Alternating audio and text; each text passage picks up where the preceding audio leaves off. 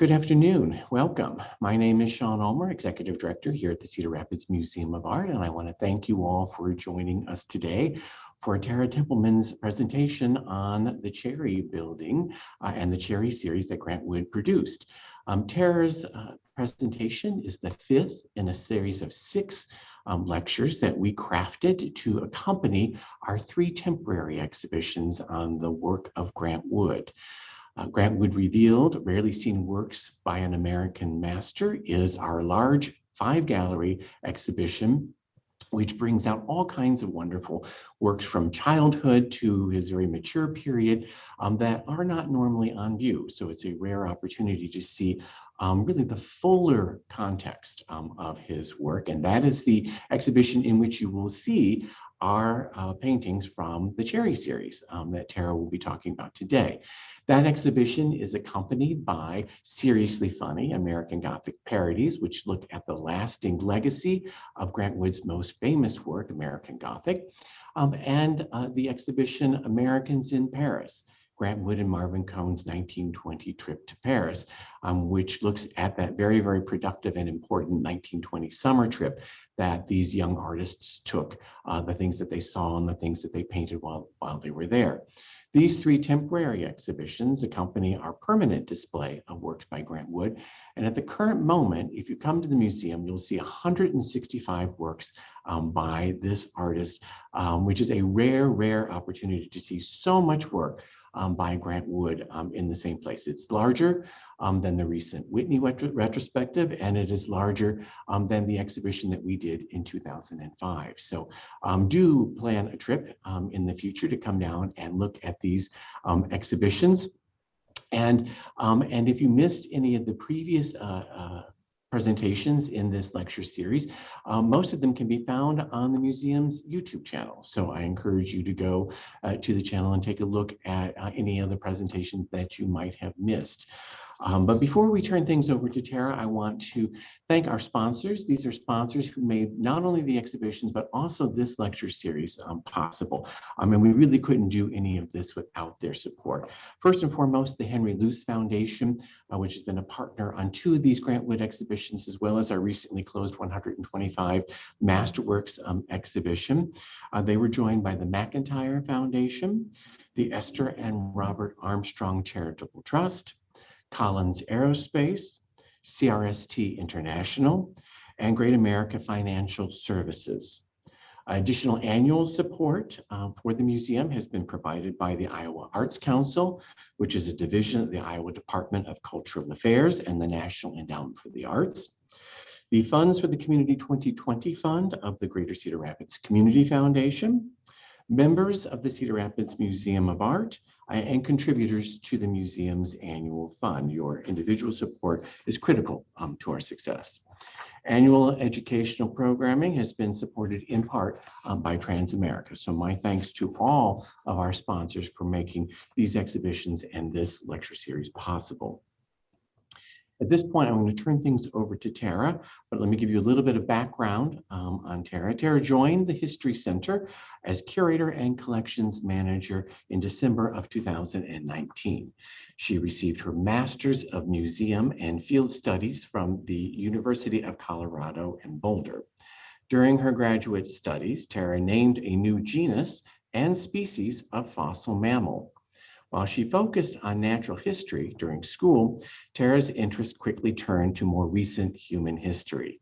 She has 6 years of experience working in the museum field.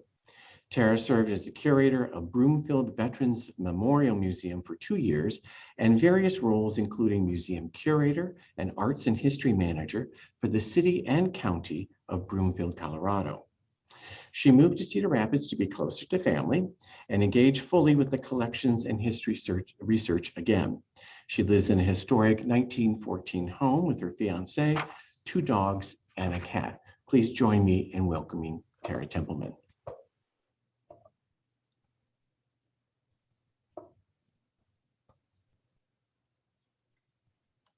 Tara, you're still on mute. All right. Can everybody see my screen sharing now? Yes. Okay, great. I'll get started. So thank you so much for having me to give this presentation today. I'm excited to be here with you all, and thank you all for tuning in, and I hope that you enjoy what I have prepared today. But I also do want to note that there are some other people in this call who are experts in Grant Wood or are more familiar even than I am with the Cherry Building. And so towards the end, if we have some questions and it makes sense for someone else to jump in, I want to invite people to do that as well. I do want to preface this by saying that I'm not an art historian, I'm a historian. So that will be the perspective of this presentation, but that doesn't mean that other people might not have something of value to add to that.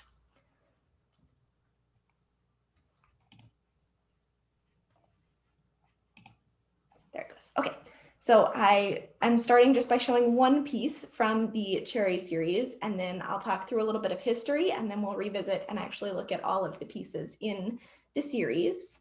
So this Cherry series was the first really big commission for Grant Wood after he went full-time as an artist. He was hired to do this series of paintings of machines, basically, for trade shows by the Cherry Company. So at the time, Grant Wood was an impressionist artist. He was doing a lot of nature works. So this was pretty far outside of what he was used to doing at the time. He had to be pretty precise to accurately represent this machinery for use in trade shows for it to be valuable to the Cherry Company. These paintings are of buildings where the current day address is about 329 10th Avenue Southeast. They are still often referred to as the Cherry Building. So only one of the two buildings represented here still exists. And the current owners have given quite a nod to the history of the building with a large cherry sculpture outside of the building, as well as this entire series is reproduced in a conference room in the building. So you can see it even when it's not on display at the Cedar Rapids Museum of Art. So I have organized this just so you know what to expect. We're going to start a little bit with Grant Wood and his career in 1925. We're going to talk a little bit about what Cedar Rapids was like in 1925 at the time that these were painted. We'll get into the history of the Cherry Company, and then we'll look at each of the individual pieces. And if I can find information about the people who are represented in the paintings, we'll dig in a little bit to their history, their family history, their history with the company. And then we'll talk a little bit about what the pieces meant for Grant Wood and his career and the lasting impacts for Grant Wood, but also how Cedar Rapids has been presented as a community out in the world. So in 1925, Wood is basically a young, struggling artist. He's working in a variety of different positions to try to string together enough income through his artwork, trying to find a steady paycheck and really trying to find his distinctive style as well. He was doing what many of the other artists at the time were doing with impressionist works and really focusing on nature scenes, which ends up not really being what makes Grant Wood famous. So this is 5 years before American Gothic is painted.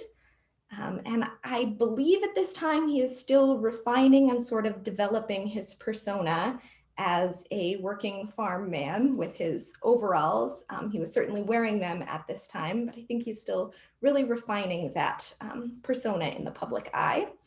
He had been doing commissions, sometimes alongside his friend Marvin Cohen, things like department store windows for Armstrongs or Killians, sometimes showing his artwork in those same department stores. And in 1924, he did accept an interior decorating job with David Turner. Maybe seems like a strange thing for an artist who typically paints to do, but Grant Wood accepted many interior decorating jobs. He was a welder. He was very talented in many ways. So this position with David Turner, I think, really impacted the rest of his career and helped to form a strong partnership with some of the businessmen in Cedar Rapids, which is what kind of launched Grant Wood into being a successful artist. So as part of this interior decorating job, Grant Wood was offered free studio space to go along with it. So the Turners had moved in to at the time, the Sinclair family home.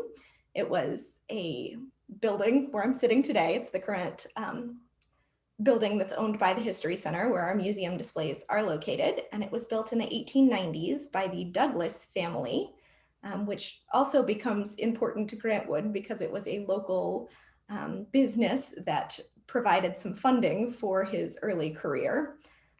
So the Douglas family built this home, and then the Sinclairs lived here for a number of years. When the Sinclairs moved out, the Turners purchased the building for their expanding mortuary business. So they were running a funeral home as well as a mortuary here. And so they were reformatting the whole building from being a residence into being a funeral home. And they needed some help with the decorating, some renovations, some expansion of the buildings. So Grant Wood was hired to help in that process alongside an architect. These are some original Grant Wood drawings of the building that he did around 1924 when he was hired as the decorator. We do have a photo of what one of those spaces looked like at the time as well. So maybe not the style that we would be thrilled about today, definitely over decorated by some standards, but clearly very well decorated with a lot of care given, and each of these items was selected carefully. So I think that he was talented in his day as a decorator. So as part of the agreement, Grant Wood was offered a studio space in what was the carriage house, so sort of above the carriage house, to do some of his painting. And this, he probably ended up overstepping a little bit in that he moved into this studio space and brought his mother along when he did so. So at the time, Grant Wood was working as an art teacher in a local elementary school, and he was spending really long hours in the studio. And so he would try to make it back to his home in Kenwood at the end of his long days after teaching, but often he was missing that last streetcar home. And so he could walk back to Kenwood, but he would arrive almost in the morning and then just have to take a streetcar back to work. So that didn't make much sense. So he ended up sleeping in the studio on many occasions and just decided it would be easier if he moved in. So he and David Turner did work out an agreement where he was able to move into the space, renovate it, and make it an acceptable space for him to live alongside his mother. So he was able to do that, and that really set him up for success because then they were able to rent out their home in Kenwood so they didn't have to worry about living expenses anymore. And that enabled Grant to leave his position as an art teacher and really become a full-time artist. So that happened in 1925, so the year after he accepted that position with David Turner. And when he wrote his letter of resignation to the school, he did mention that there was a reduction in the number of hours that the students were assigned to spend on their art education. So there may have been some other factors that encouraged Grant Wood to leave his teaching position at that time. But it was a good opportunity for him to try to make it as an artist full-time and see if that was something he was capable of doing. I do have a photo here of the renovated studio as well. So living above a carriage house may not seem like a nice place, but I think Grant Wood was a genius with how he used space and what he was able to accomplish to make it a very comfortable home. And this is a structure that is owned by the Cedar Rapids Museum of Art, and you can tour the space. So if you haven't done that, I would encourage you to do that as well. One of the things that Grant Wood did for David Turner was hang paintings all over the mansion, which was a funeral home at that time. And David Turner loved these Grant Wood paintings, and he would get very attached to them. And then Grant Wood would have an exhibition, or he would sell a painting, and he would take all of the paintings down, and David would miss his friends. So he did end up asking what the price would be to just purchase the whole lot of paintings so that they would not be able to be removed in the future. So they did end up working something out where David did collect quite a few Grant Wood paintings over the years. And I think he really did become attached to them and think of them as friends because he did not sell them when they had a greater value years down the road. So one of the things that David Turner also did for Grant Wood was promote his career. This is an article from the Evening Gazette from 1926, and David Turner paid for an advertisement. This was about a sixth of the page. And he basically says, Grant Wood is this up and coming artist. You should purchase his work now. It'll be worth much more down the road. So it is this really great investment that you can make. And this happened to be at a time when Grant Wood was also having a local exhibit where you could go in and purchase some of these artworks as well. So there is a plug there, which feels really strange for the local mortician to take out an ad in a newspaper to promote a local artist. But this was almost like their social media of the time. Doesn't feel quite as strange for somebody to post on Instagram promoting an artist. So you can sort of think about it in that way. So in just a minute, I'll get into what was happening in Cedar Rapids in 1925. But I just want to reiterate that this was a time when Grant Wood was working on the Indian Creek series, and he had this loose, nature-based style. So he was taking on all of these commissions because it was a way to get guaranteed payment for his artwork, but it wasn't necessarily his preference when he was doing these commissions. He was doing what he was paid to do at this time. So I don't know that he would have enjoyed doing something like the Cherry series had it not been for the money that he would be guaranteed to be paid in exchange for it. And he didn't just take on this commission with the Cherry Company. He was taking on commissions with a variety of other people at the same time. He did updates on the Van Vechten Schaefer house. He did a mural for of St. Luke's Hospital, for Rock Island, and he did this commission sort of in the same time. He also did a commission for the Montrose Hotel around the same time of the Corn Room, which feels very regional to me. And I do have a photo of that coming up in the presentation. So I think it's important to note that as part of these commissions and where Grant Wood was in his career at this time, those connections to people like David Turner, who had the funds to really promote Grant Wood and his work, were incredibly important, as was his connection to John Reed, who was the president at National Oats and was also a very big supporter of Grant Wood. They helped him out in times of financial stress. So when there were things like a lapse in insurance, Grant Wood would turn to some of his friends in the business community who might be able to help him out. And they also tried to encourage him to do things like charge more for his work around this time. So he was gaining some business skills as well as really developing his style as an artist at this time. I think it's a little bit funny that you could argue a mortician is the person responsible for keeping Grant Wood's career alive early on in his life.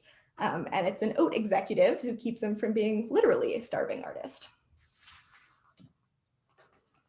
So Cedar Rapids in 1925 had a population of about 50,000 people, and it was growing at a rate of about 30% every 10 years. So it's very much a growing city. It is expanding and pushing Marion out in some ways at this time. In 1919, there was a move of the county seat from Marion to Cedar Rapids, and that was a huge deal politically, but it also allowed Cedar Rapids to grow in business and population at this time. During that move of the county seat, Mays Island was partially donated for city structures for a courthouse and a jail to be constructed. And industry was expanding in the area at the time. So there are large industries in Cedar Rapids, but they're almost all agribusiness. So it's very agricultural based, even though that industrialization is happening. There were things like Douglas Starch, which then became Pinnock and Ford by 1925. So that would be the Douglas family who built the mansion in the carriage house that Grant Wood would eventually live in. And so you can tell the amount of wealth that they had amassed in that business at this time to be able to afford something like this. The American Cereal Company, which becomes Quaker Oats. So that's a large industry at the time. The Sinclair Meat Packing, which later becomes Farmstead Foods. And the Sinclair family is at least as wealthy, if not more wealthy than the Douglas family at this time. They are the family responsible for building Brucemore. So definitely a large business. And when Cedar Rapids was planned out, the founders wanted it to look like a hub for education and culture. So Green Square, when it was built and Union Station was there, so people getting off the train would first see what Cedar Rapids was all about, and it was carefully selected what else would be in that square for people to see. Things like Washington High School and the library were placed in that area to really make Cedar Rapids look like a cultural hub. And there was also a very nice fountain and lights and a display to really show people that Cedar Rapids had money and was a wonderful arts hub or on its way to being such. So there was a lot of optimism and planning toward the future of this great city of Cedar Rapids at the time. And that included industrialization. That's a way to make more money and to improve the quality of life for people. But there was also this tie to the pioneer roots. So many of the business owners at the time had their family history in farming, and they were proud of that pioneer past of their family. So they didn't want to lose that identity, and it wasn't seen as not trendy to be from a farming family. It was certainly part of that identity. At this time, Cedar Rapids was called by some the Bohemian Athens of America, which is sort of a strange title, and it has a little bit to do with the large population of immigrants from that area, but it also has to do with the love of culture in the community and how community members wanted to be seen and how they wanted Cedar Rapids to be seen. And at a time when they were developing, wanting that to be the case sort of made that the case. Businessmen were really willing to put a lot of care, attention, finances into developing the culture of Cedar Rapids. There's a November 1925 article in the Republican, which was the local paper that editorialized about the city's industrial development and mentioned the Grant Wood painting, The Adoration of the Home, as a symbol of the city's collective soul that balanced its machinery and smokestacks. And I think the balance that is expressed about this painting is also certainly seen in the Cherry series, with the balance of people and machinery and how those things have to come together to create the soul and the culture of a community. All right, so we'll get into Cherry Company and a little bit about the history of that company. John George Cherry immigrated from England at the age of 31 in 1869. He had a brother who was already here in Troy Mills, so not Cedar Rapids, but close even by the standards of that day and certainly within Lynn County. So he moved to the area and joined his brother. And then he, just a few years later, married Mary Ann Miles, and Mary was his brother's wife's sister. So these brothers married sisters and started their families here. They ran a general store in Troy Mills for a few years as they were getting started in the community. And then in 1879, they did move into Cedar Rapids when John became the chief butter maker at J.R. Moran Company. And at that time, he became really interested in the ways that cream was being transported from local farms into the city to be processed. So this happened in all kinds of different containers, including wheelbarrows with an open top. So you can imagine that being a sanitary issue, as well as traveling on bumpy roads at this time, trying not to get the cream to turn into butter on the way to the factory was very difficult. So he became very interested in ways to stop this from happening, increase the sanitation of the industry, and he got very creative about it. He ended up producing this jacketed cream can, and this original model was four-sided, and it allowed for insulation space between the walls and the container where the dairy products were actually placed. So it insulated the materials. So if they were being transported in the winter, they wouldn't get too hot and start to go bad. I mean, in the summer, they wouldn't get too hot and start to go bad. And in the winter, they wouldn't get too cold and freeze during their transport. This design was so ingenious that it cost him his job, unfortunately. So his boss at the company where he worked said that he wanted profits from this product since John was employed by him at the time that he invented it. So John talked to his wife, Mary. They had a pretty serious discussion about what they should do. And Mary was incredibly supportive. She said, "We were able to get along before working for Moran, and we will continue to get along without them." So despite the fact that they had 4 children, all under the age of 6 years old at this time, John left his job and went out on his own. So he started producing these cream cans and selling them to local farmers and to others in the dairy industry. This pretty quickly expanded to also include egg cases and case fillers. So it was very much products to transport materials from the farm to the factory at this time to be processed, and then to grocers to go out to the public. And the early years were spent on lawsuits fighting people who were violating the patent that the cherries had. And then they started to move into another round of industrialization, and they started to manufacture equipment to actually process the dairy products. And this is what ended up being incredibly profitable for the Cherry family. So unfortunately, John didn't get to see much of this happen. He died after quite a lengthy illness in 1899. And at that time, Mary took over the company until Walter, the eldest son, was old enough to be involved and be in charge of the company. So when he turned 25, he took over the operations. And there are 2 other sons in the family who also became involved in the company. That would be Howard and Herbert. And once they finished high school, they joined this team as well. And the boys perfected their egg case filling machine, which took a number of years to do. And at that time, they were able to patent that, and their business really took off from there. So they switched the focus to pretty much exclusively this kind of machinery. These products were used in creameries, city milk plants, farm dairies, cheese factories, and ice cream plants.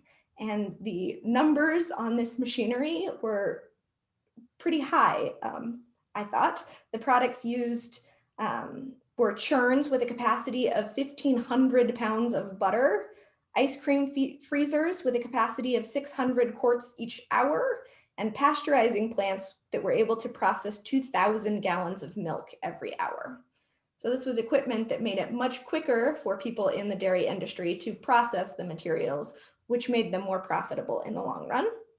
So as this business expanded, there was a need for additional space. So the current building where the Cherries operated was built in 1919, and that was very close to a similar building, which was 8 years older, with railroad tracks in between them. Oh, here's a little bit of extra information about both Walter Cherry and Howard Cherry, who were very much involved in the Cedar Rapids community. So they were included in this Wise Y, which is almost like the who's who of Cedar Rapids. And these particular ones are from 1926 and 1927 when they were showcased in the community. So I wanted to include both the photos there, but also just that they were considered very important community members, and they were very involved with the Chamber of Commerce at this time. So they influenced the direction that Cedar Rapids was headed in the business world, as well as just the dairy industry.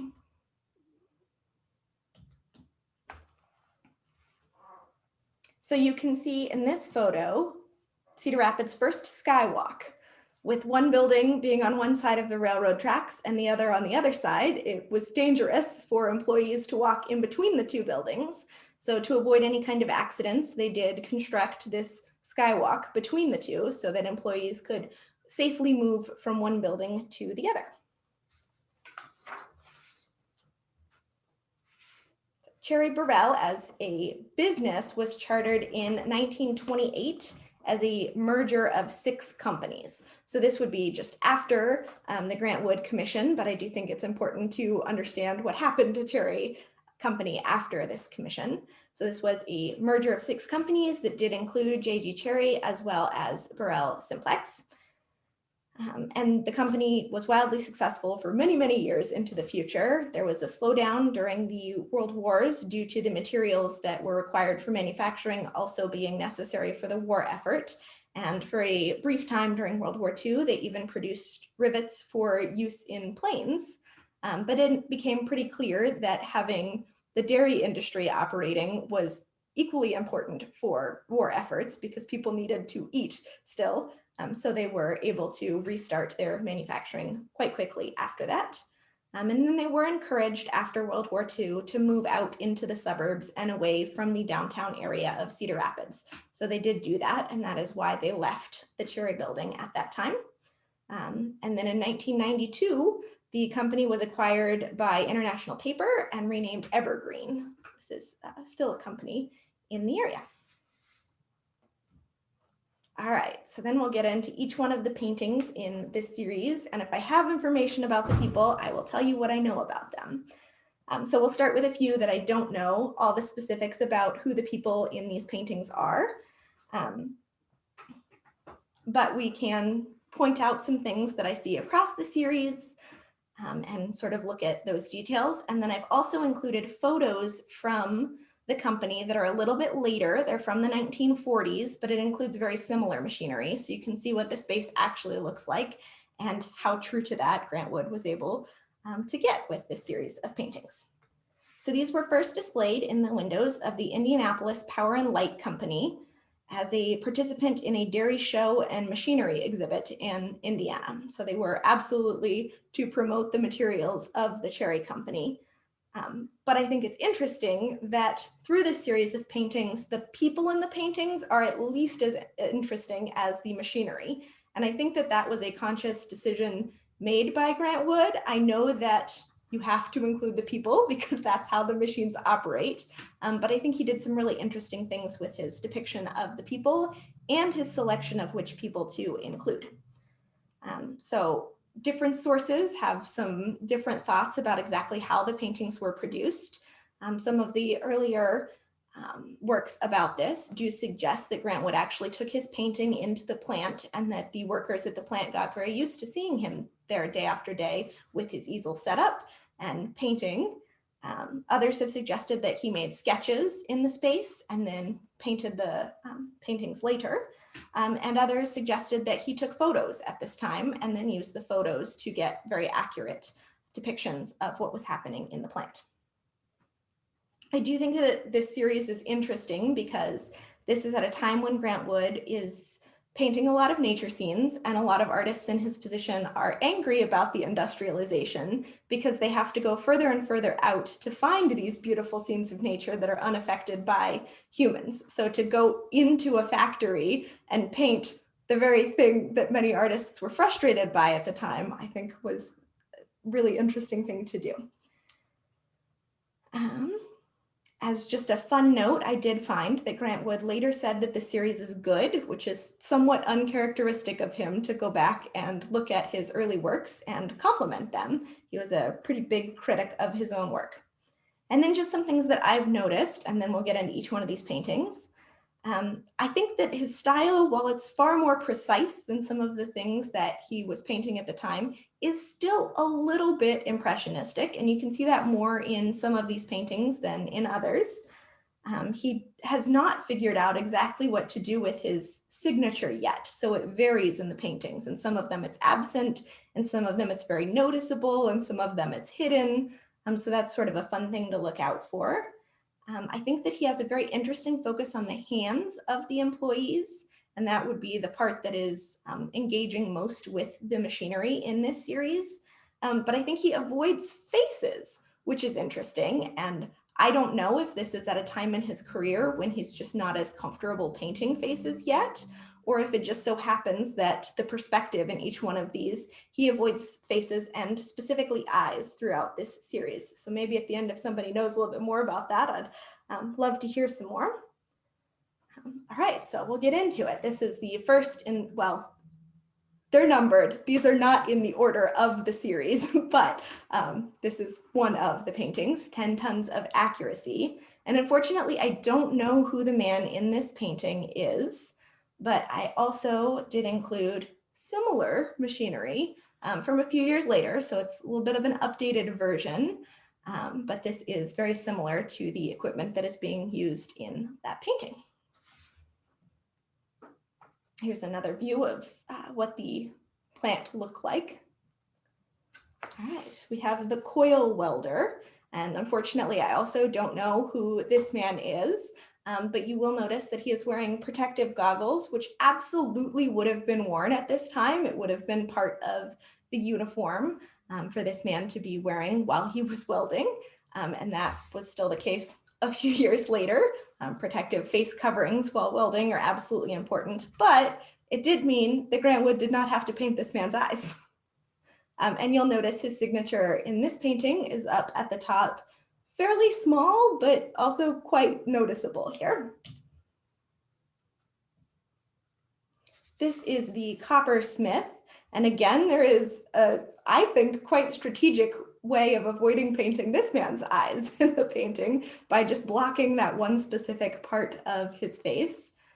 And this man is soldering arms onto a shaft for part of the machinery. And in this case, I also don't know who this person is, but that's the last one that I'll say that about. For everybody else, I have information about exactly who they are. So this is similar equipment about 10 years after these paintings. All right, so this is the shop inspector, and this man was named Jerry Neidel. He went by Jack, and he had a very long history with the Cherry Company. Despite being rather young in this painting, he had already been working for the company for several years at this time. He had quite a sad story in his childhood. During a 1-week time period, his brother went into the hospital with an illness he didn't recover from, and both of his parents went to prison. So unfortunately, there was an issue with alcoholism at this time and an inability to care for the children. So Jack's brother, who was 14, and Jack had both been working in factories at this time. Jack was 17, and his brother had gotten ill during his time in the factory, and they were unable to pay for his medical care due to the money being spent on alcohol. But Jack's coworkers really got behind him and embraced him and made sure that he didn't get left behind. So while this title for this newspaper article is terrible, saying that he finds he isn't friendless, it's a pretty nice story about coworkers coming together to help someone in need. So it was winter time, you can see it's December when this is published, and his coworkers bought him a new winter coat and a hat and made sure that he stayed in school and continued his education. And they said they would do the same for his brother if he recovered and made it out of the hospital. So he was sort of adopted unofficially by the community that he worked with. And I think that says something about what the culture at Cherry Company was like at this time as well. So he did get an education, and he is a shop inspector at the time in 1925 when this series of paintings is completed. So he had worked his way up due to his education and was still working at the company. He ended up staying on for more than 50 years. And I do have a little newspaper article toward the very end of the presentation where you can see him with this painting. All right, the turret lathe operator. This man is named Joel Polna, and he was married to a woman named Blanche and was a machinist at Cherry Company, or at least that's how he's listed in 1925 when this series was completed. And he also stayed on for many years, long after the company had become Cherry Burrell. He, for the most part, stayed out of the papers, so I don't know a whole lot about his life. I do know that he was born in Czechoslovakia in 1887, and he immigrated in 1904 and actually naturalized and became a citizen in 1914 in Cedar Rapids. He was one of 3 sons who came here, and they eventually brought their mother in 1939. So Andrew and Martin were his brothers who also lived in town or close by. And he did make the paper with his daughter Margaret in 1932 when they traveled back home to visit their mother, who they hadn't seen in 30 years at that time. So it was only a few years later that she did move to Cedar Rapids to be close to her family again. And he did retire from Cherry Burrell. He lived to be 93 years old and died in 1981.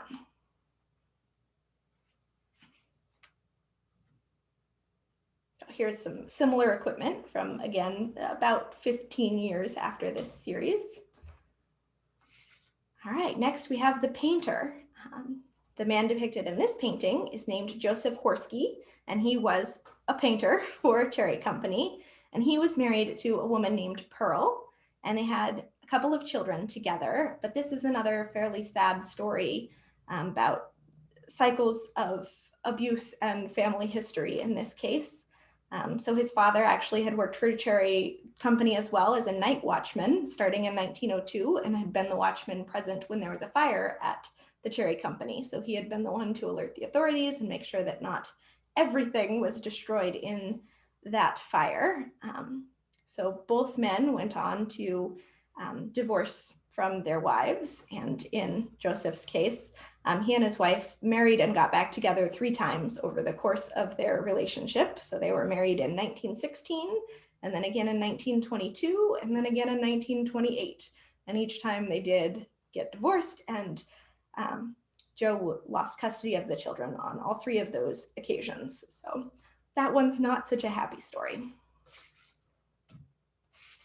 This is a similar photo of the equipment actually being painted in this room, which I think you can't quite tell that he is in a protective room at that time. So this is a more zoomed out version of what is happening in that painting. And then this is not on display at the Cedar Rapids Museum of Art because it is considered the missing painting in this series. This one is called The Cover Maker, and it was painted at the same time, but it was separated from the collection. So the man depicted here is John W. Barnett, and he had been an employee for Cherry Company for many years and actually worked for a different company prior to that Cherry Company had purchased. So he had a very long history making box covers. And at the time that he was painted, he was 70 years old and he was losing both his sight and hearing. But he was still doing an excellent job of making these box covers, and he was doing it mostly from the feel using his hands. So this, I believe what happened is that when he retired from Cherry Burrell, they gave him the painting as a retirement gift. So it was separated from the rest of the collection. And I think that nobody even really knows where it is. Last we knew it was in a private collection in Chicago, but it is completely separated and has not been seen with the rest of the collection in many, many years at this point. So John was married to a woman named Mary, and in 1925, he was listed as a tinner for Cherry Company. His nickname was Barney, and he was known as the Jolly Man at work. People thought he was happy and very friendly. He started to work for the Cherry Company in 1912, but at that time it was when the company had acquired Jensen Manufacturing. So he had already been doing the work in Kansas for a number of years before Cherry took over the operation there. There is a 1919 story in the paper about him rescuing a woman from beneath a car after the car had been hit by a train. So you don't read about that, about each person in some of these paintings. I thought that was an interesting story that also gave a little bit of insight into his character. So I think at the time that these were painted, Cherry had about 125 employees. And so Grant Wood was hired to paint the machinery. As far as I know, he was not told who to paint with the machinery or exactly what to include in these paintings. So I think it was an interesting choice on his part to select someone who was 70 years old, who was losing his sight and his hearing, and who was just a few years away from retirement, but was still very, very competent at what he was doing. So that was an interesting selection. All right, and then there was also an exterior of the building that was produced as part of this series. And I think this is very true to what it actually looked like. This photo is taken from almost the same vantage point. It is 5 years later, and you can kind of see that in the cars that are included as well. But I think that it's very true to what it actually looked like. So here is the newspaper article that I had mentioned previously about the people standing next to the paintings where either they're depicted or a family member of their them is. So this one on the right is Jack, who I mentioned starting working for the company when he was 17. And you can see him next to his actual painting. And then everyone else is either a family member of someone from the painting or is one of the Cherries. So there in the middle was the current president at the time, Howard Cherry. So that would be one of the sons of John Cherry, who started the company. I think it's a little bit difficult to say what the lasting impact of this series of paintings is. Did the money from the commission actually impact Grant Wood's career in any way? I don't think so. But by trying on this style and getting excited about painting people, I think was quite an adjustment. And it's something that Grant had only done a couple of times in his career prior to this time. He does do it a few times in the 1920s after this, including in this portrait, but he only does about 4 portraits in the 1920s overall. So it's still not something that he seems to be very comfortable with or very excited about. But I think that focus on people ends up being the thing that makes Grant Wood a very successful artist in the long run. So in 1926, just after this commission, there's a story about Grant Wood borrowing $1,000 from one of the Ely's, so a local businessman who he had a connection with, and going back to Europe to have an exhibition of about 40 works. And he really thought that this would be the launch of his career, that would be what caused him to make it as an artist, and he would go on from there with great success. That ended up not being the case. The exhibit was pretty well received, but there were also some people who criticized his work as being a little bit too planned out. He didn't just go out into nature and get completely inspired by what was around him. He did drawings and planned some of those works. And so people just didn't think that he was the best impressionist artist in the world. So it really didn't launch his career. And I've read the story that when he came home, he just looked at his mother for a very long time and just studied her face. And then he did a sketch of her, thinking that perhaps she would be a more interesting subject than the landscapes he had been painting, that you could see more of her history and her face, and that would make a more interesting painting. It was 3 years later when he finally painted his mother, so he didn't necessarily act on this idea right away, but it seems like he had that idea right away.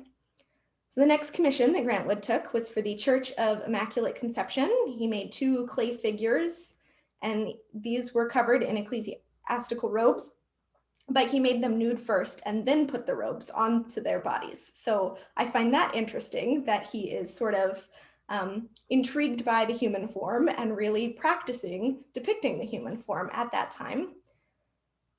I've seen it written in various places that perhaps this cherry series is part of what really started Grant Wood with his persona of wearing the overalls. And I do believe that he was wearing overalls before this time period, but I do think that it sort of helped to solidify his position as a regional artist, his celebration of the Iowa farming community. And some of those are pieces that really went on to make him very successful. And I also think it's important to note that this series illustrates the support of the Cedar Rapids businessmen. So without some of these commissions and the support of people like David Turner, Grant Wood may not have ever had a successful career. He might have painted some amazing things and died as an art teacher, which we know is not what happened for his career. So I think these commissions and these opportunities to work with the businessmen did have a really large lasting impact on Grant Wood. So I did want to include just some other things that he did on commission around the same time. So this portrait was a commission, and then this was 2 years after the Cherry series, but one of his commissions for Hotel Montrose, he did the Corn Room, which included things like the chandelier, which are also pretty drastically different from the types of work that he was doing on his own at that time.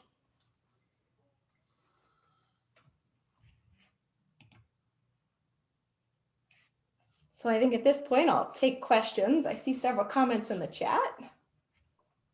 Thank you, Tara. Really appreciate that. Sorry to see it end. It was so interesting to hear all of the background information about, especially about the individual figures and the context in which you put the series. So I'm going to scroll through some of the comments here. I imagine others have seen them as gone through. Paul Jewell generously identified some of the people that you didn't have names for. Those are individuals. I think, Paul, you may have found those in some of the a few newspaper articles. I think I've seen some of the identification there as well. I think similar I think they did in the 1960s, a couple of retrospective kind of stories when the series was re-exhibited. And I think that they identified some of these individuals, and very little beyond that other than how long they were with the company, if I remember correctly. Those are in the chat as well. And of course, there are some relatives of people who are in the Cherry series watching today. So welcome to all of you. Yay. Thank you for tuning Glad in. to have you. So yeah, I'm sure you have some individual stories, and then maybe at the very end, if you have specific stories about your relative, you can jump in. But let's look through some of these other questions. And Priscilla Steele commented that this is in the one of the paintings that you see a great deal of Grant Wood's interest in brushwork and in the use of light. And I think that is absolutely true. I think that like with the coil welder, for example, I mean, here he is illuminating the figure by the flame on the end of his welding torch. So I think there were some interesting challenges to this series. And I think you touched on some of those, Tara. This was a little bit out of his normal comfort zone. And as a result, I think he was obviously painting portraits of machinery, but also portraits of the individuals operating those machines. But I think he saw some opportunities here he always had this fascination with light.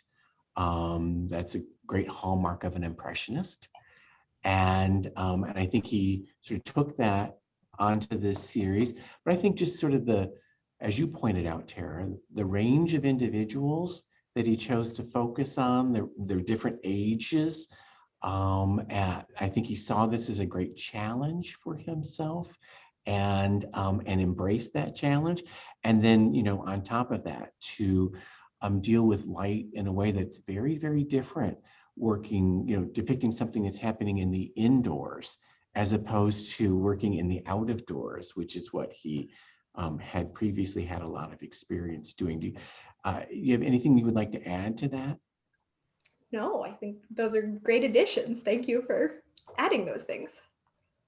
Well, I think you touched on it, and I think that you do see when you look at the pieces, which are, all of those that we have, I think there's 7, if I remember correctly, on view currently in one gallery. If you come and look at them in person, you will see very clearly what Tara hinted at, that there are elements in each piece that are still very much within the Impressionist vocabulary. But at the same time, he was under a great deal of pressure because of the nature of the commission to accurately represent the machinery. Because these were going to go into trade shows.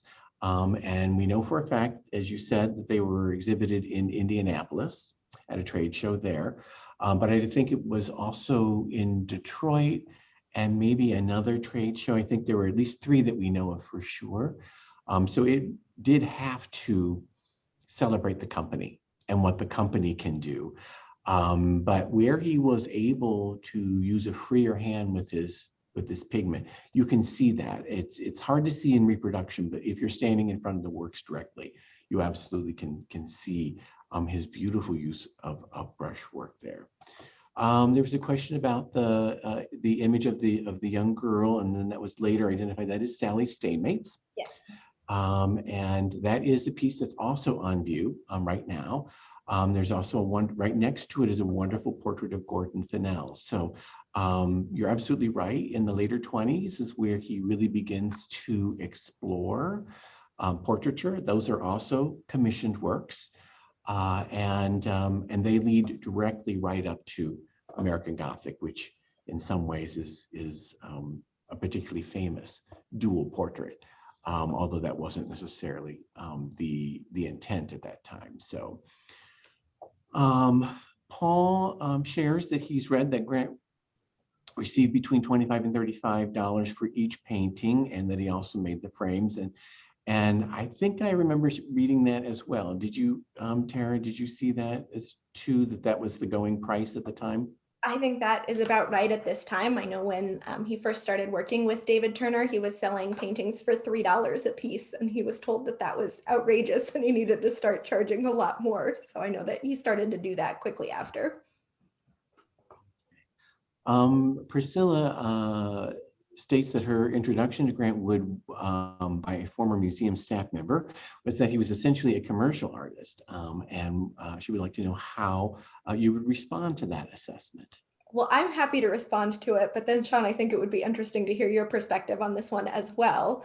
I think early in his career, that's sort of a fair assessment to make, and I don't know that that was necessarily what he wanted to be doing. But if you have to pay the bills and you're trying to make it full time as an artist, you will accept the work that pays. So yes, he did a lot of commissions at this time in his career. And at the same time, those were successful in that the client was happy with what he produced and they were displaying those artworks. And when he was doing his own impressionistic nature scenes, those were not as successful. And as he's painting them, he doesn't know if he's going to make anything on those paintings or not. So I think early in his career, that is quite a fair assessment. I'll just echo what you said. I think you nicely summarized it. He begins, of course, as a metalsmith. So, after graduating from Washington High School and was on Green Square, he, goes off to Minneapolis. He studies more metalwork. He eventually finds himself, in the Chicagoland area where he's working for the Kalo silversmiths. And so he was really forging for sort of a double entendre, forging a career as a metalsmith, and branches out, does his own company with a fellow worker from the Kalo silversmith shop.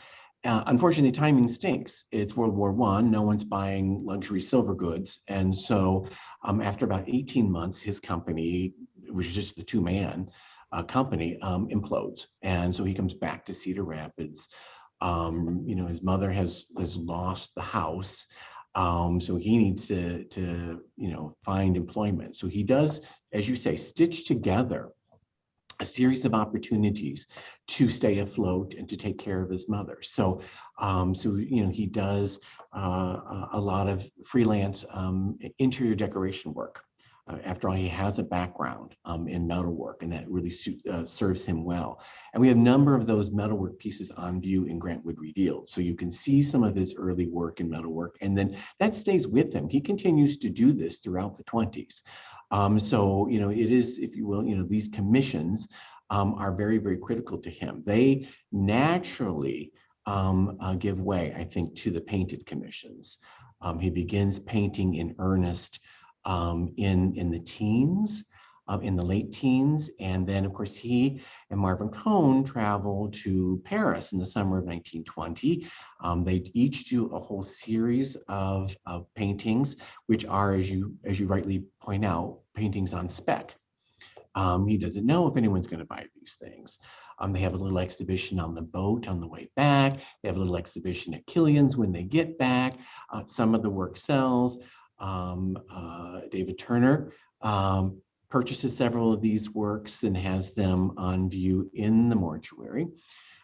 So they do get acquired, but not widely. And he was still trying to, stitch together some sort of career. He's teaching. And so that is one source of income. He's taking these commissions, first from Henry Ely. As you included, the Adoration of the Home was a commission, and a commission that Grant Wood was very, very proud of, actually. He had a little unveiling for it when it was finished.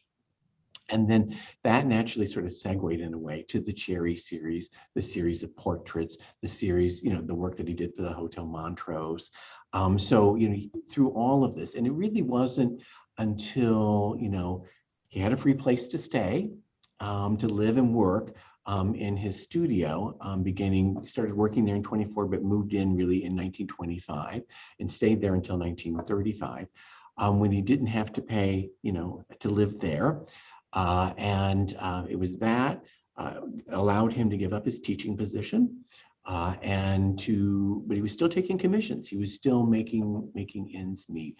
And it really wasn't until the American Gothic moment in 1930 where everything changed for him. And he, with his new painting style, which was much more time consuming, he was producing far less, but it was selling immediately and selling at a very, very high amount for him, that he could really stop taking commissions. Although he did work for Hollywood, he did go out and work for a motion picture company. He did take a commission then, so he wasn't completely done with commissions, but his career really sort of shifts around 1930. So I think that he was working largely, on commissions.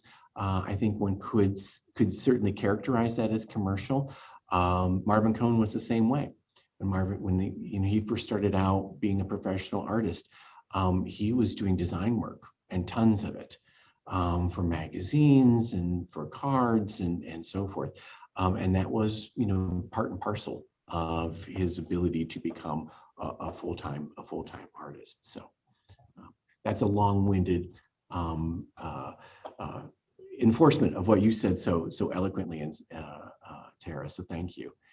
And then a comment here from Mark Dostal about Grant Wood's contribution to the arts community as a whole, specifically through the school district. Absolutely. And then the question of whether or not a copy of the cover maker will be on display with the rest of the Cherry series. Unfortunately, no. I can answer that one. No, it won't be. It isn't, I should say. I mean, the show's been open since Grant Wood's birthday earlier this year. And a copy is not. Unfortunately, we don't have really, really good images of it. The only images we have are really, really old ones. Don't even believe I've seen a color image of it. I think I've only seen it in black and white. It's a good idea, not one that we thought of, but it certainly we can remedy that in our label. I think we could possibly add an image onto our labels so people could see that last one.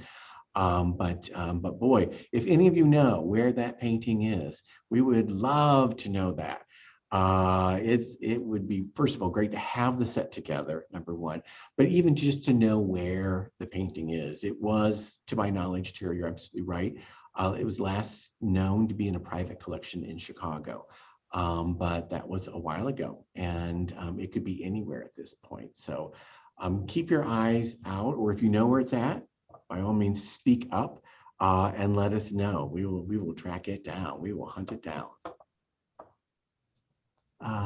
And then the question was, who originally bought American Gothic and how much did Wood sell it for? That was actually purchased by the Art Institute of Chicago right away for $300. So, and it's been there ever since. I mean, it's traveled.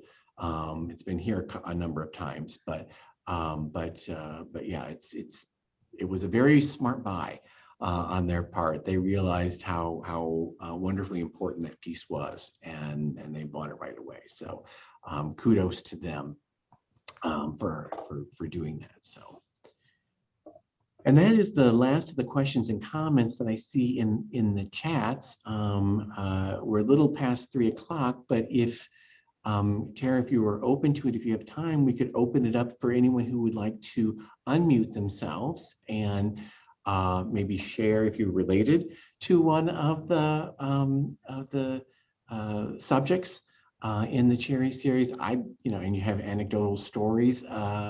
We would love to hear them, because this is how we really learn so much about the subjects, about the people in these paintings. So I certainly encourage any family members who have stories to share them now, and I'll stop talking.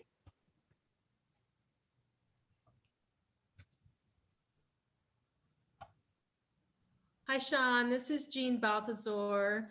And we're so grateful that David Chatham let us know about the lecture today. And I just wanted to introduce my mother, Mary Lou Kenworthy. And she is the granddaughter of the cover maker.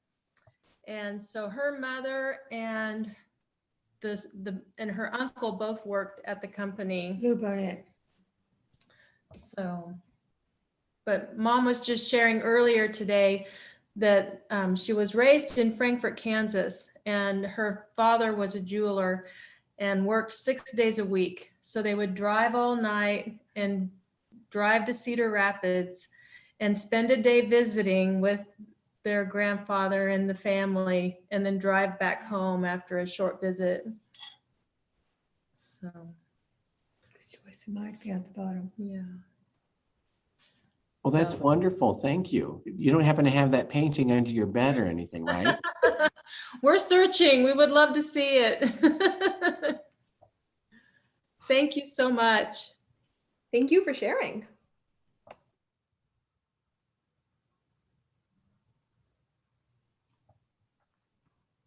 Any other questions or comments for Tara? I have one. Please. Regarding the the painting that's missing, the missing piece, is that one of the ones that was not obviously signed? Do you know where the signature happens on there? Might it be out there and nobody knows it's a Grant Wood painting? That could be the case. Yeah, it absolutely could be the case. I think the one image that we have of it is small and black and white. I don't know if you can see the signature in that, Tara. Have you had a chance to look at it at any up close at all?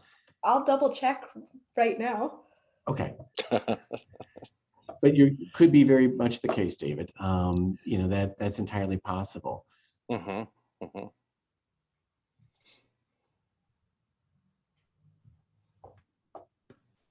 I don't want to talk too much, but we blew up the size of it. We do not see a signature on there anywhere. And then I also have 3 other siblings that are participating on the call today too. So it's just exciting. My sister Joyce, my sister Jo, and then my brother Jim. So we're all just delighted to hear more about Grant Wood and his work.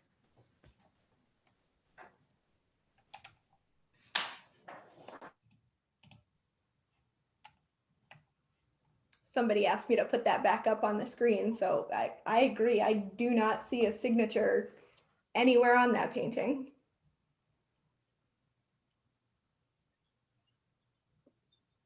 And he did not sign them all, as I understand it. Is that correct? That's correct. So take a hard look at this one, guys. If you see it out there, let us know.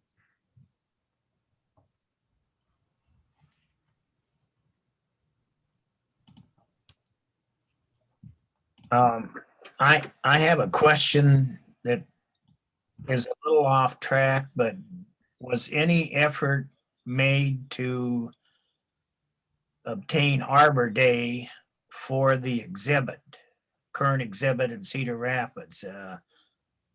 No, I can answer that question. No, what we wanted to do with this exhibition was show the less well-known pieces, because the Whitney had just done a major retrospective, and one of the things that I noticed about that exhibition was it was all the likely suspects. It was all the most famous works, and we knew, because we know Grant Wood so well, that there's a lot more out there that's important to see in order to get the full picture.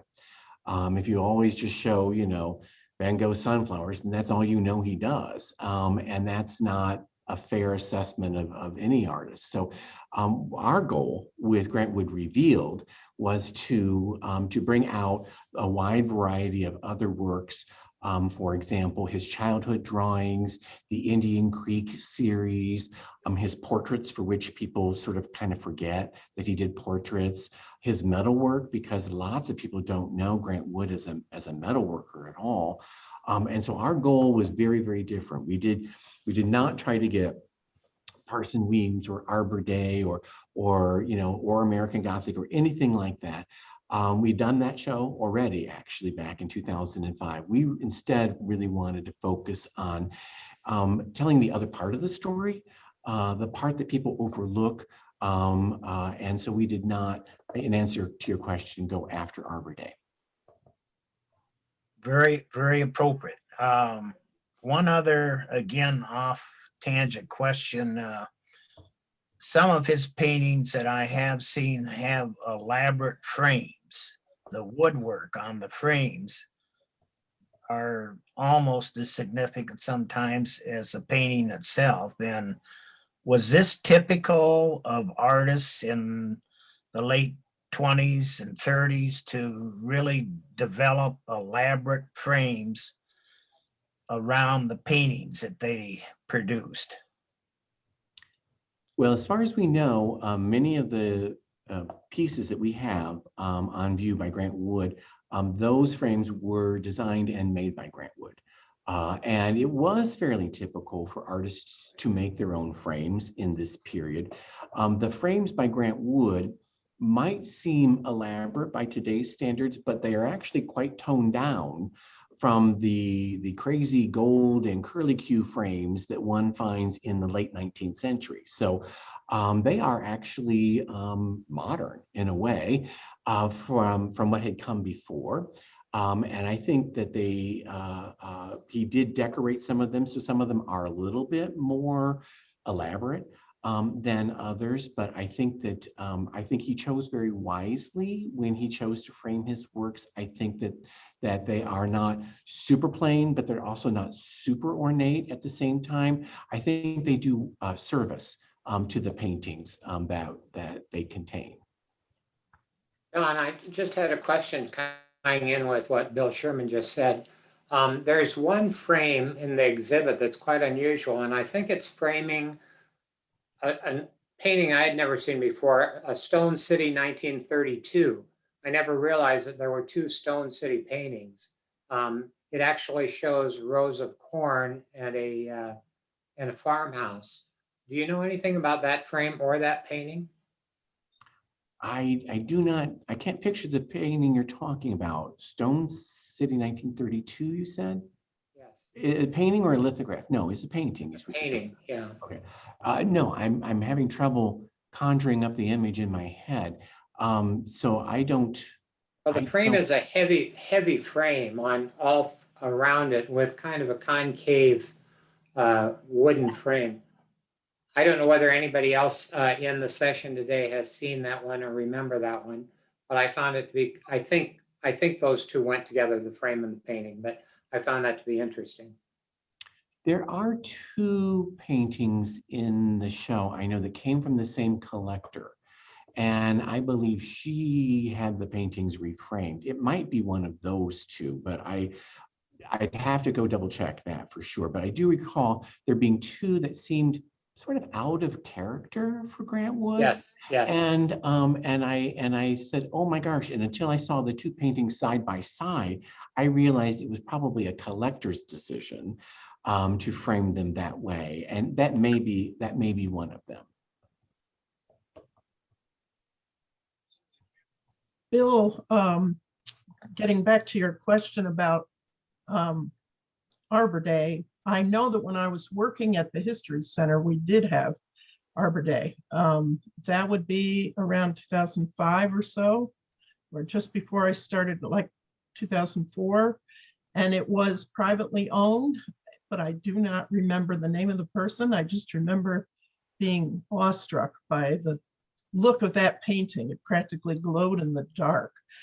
Tara might be able to look through the records to see if you want. William Koch owns the painting. Okay. Okay. Yeah, it's the famous Koch brothers in New York. Oh, right. That's right. That's right. The good Koch brother. It's good to see you for your name. Anyway, Bill, hi.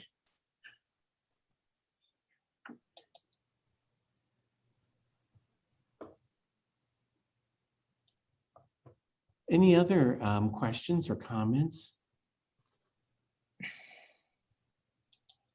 I see people are still populating the chat. Thank you very much.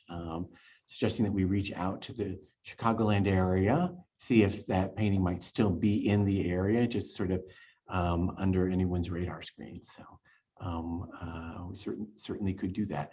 I know they're giving ads away in the Chicago Tribune. No, they're not really. So we probably have to take up a collection to even just run an ad there. But I think it's a great idea. I think we can certainly do some damage on social media too.